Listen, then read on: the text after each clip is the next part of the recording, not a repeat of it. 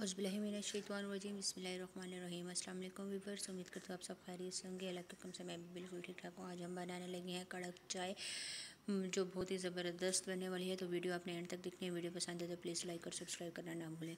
तो चलिए अपनी वीडियो स्टार्ट करते हैं। 3 कप पानी लिया था, पानी को बॉयल होने के लिए मैंने रख दिया है।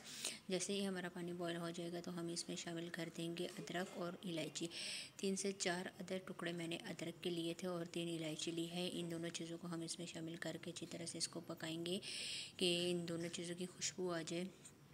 जैसे ही इन दोनों चीज़ों की खुशबू आ जाएगी तो हम इसमें शामिल कर देंगे 3 चम्मच पत्ती और साथ ही में शामिल कर देंगे चीनी। चीनी जो है वो आपने अपने टेस्ट के बराबर लेनी है।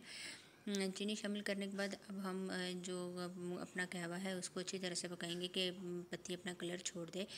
तकरीबन 7 से 8 मिनट हम इसको दरमियानी आंच पे अच्छी तरह से पकाएंगे कि खुशबू भी आ जाए और कलर भी छोड़ दे।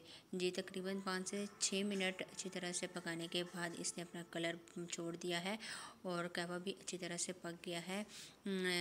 खुशबू भी बहुत ही ज़बरदस्त आ रही थी। अब हम इसमें शामिल कर देंगे दूध मैं 3 कप पानी में मैं तकरीबन डालूँगी 2 कप दूध डालने के बाद हम इसको मज़ीद और पकाएंगे।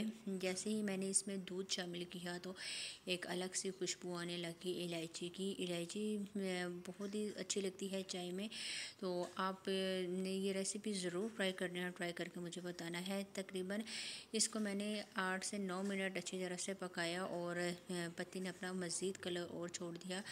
चाय हमारी बिल्कुल तैयार होगी। अब हम इसको कप में डालते हैं।